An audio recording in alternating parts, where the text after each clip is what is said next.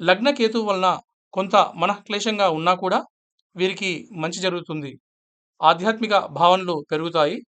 జీవిత పరమార్థం తెలుసుకునే ప్రయత్నం చేస్తారు. ఇతరులతో మాట్లాడేటప్పుడు జాగ్రత్త వహించి మాట్లాడాలి. కుటుంబ సభ్యులతో మంచి సమయం గడిపేలా చూసుకోండి. అనవసర విభేదాల జోలికి వెళ్ళవద్దు. సోదర సోదరీమణులతో మంచి సంబంధాలు నెలకొంటాయి. మంచి సమయాన్ని గడుపుతారు. పత్రిక, ప్రింట్, మీడియా రంగం వారికి మంచి కాలం ఉంది. ప్రసార మాధ్యమాల ద్వారా లబ్ధి పొందుతారు. సంతానం కోసం ఎదురుచూసే వారికి సంతానం కలుగుతుంది.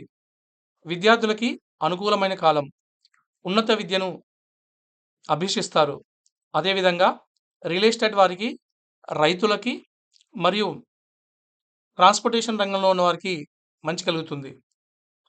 పోటీ పరీక్షల్లో విద్యార్థులు నెగ్గుతారు. సప్తమ రాహు అంత మంచిది కాదు. కానీ సువర్ణమూర్తి అవడం వల్ల తీవ్రత తగ్గి ఉపశమనంగా ఉంటుంది.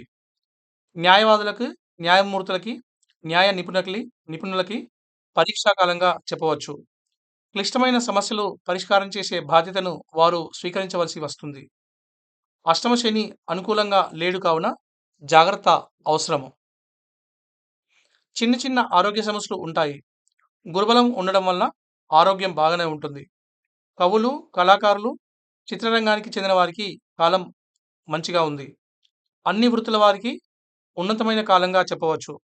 వ్యాపారులు ధర్మంగా ఉండవలసిన అవసరం గోచరిస్తుంది.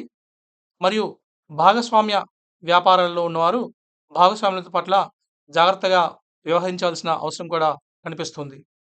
ఉద్యోగస్తులు కష్టపడి పనిచేస్తారు. వారికి మిశ్రమ గుర్తింపు ఉంటుంది.